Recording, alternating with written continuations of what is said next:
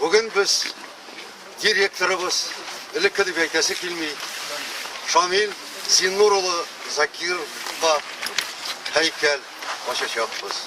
Menimçe Şamil Zinnuroğlu'nun ruhu şad. Çünkü ul başlagan iş, ul bugünkü güne kadar devam ete. Onun işige haman aşık. Mine bizning teatrda Şamil Zinnuroğlu baribir bizning gibi. Sen iyasi edin teatrның, dostu edin bizning işinin. Yazmış atlı spektakl tamam.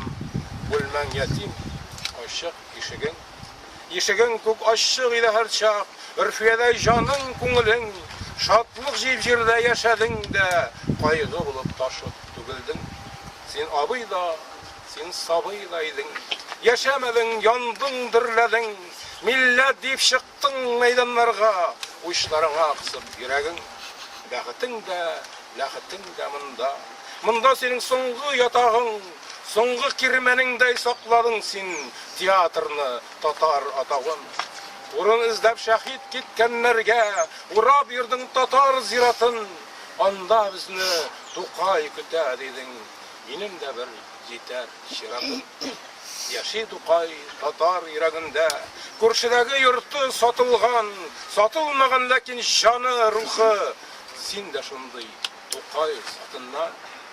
Bulmen tıttın aşık işikleri. Türge deşken avaz işitem. Мәңгелеккә, cennet türüne de aşık bulsun sana ışıklar. Aşık bulsun Rabbim ışıklar. Amin.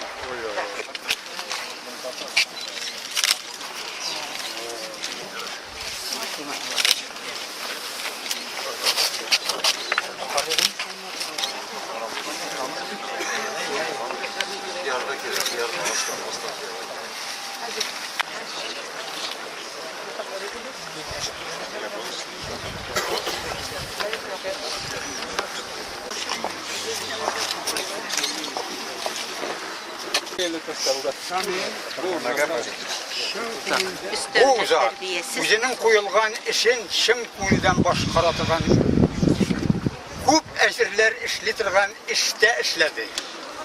Nerse tiyatr, ezil bir emini, ayı, naşar kişilerin tenkitlev, yakşı yolga bastırı degen söz bu. Yakşı kişilerini görsetu bizge, biz de şu yakşı kişilerden örnek alsınlar deyip bu tiyatr naşar mı ne? Ezil vermeyin. Uzunan يذكر بالله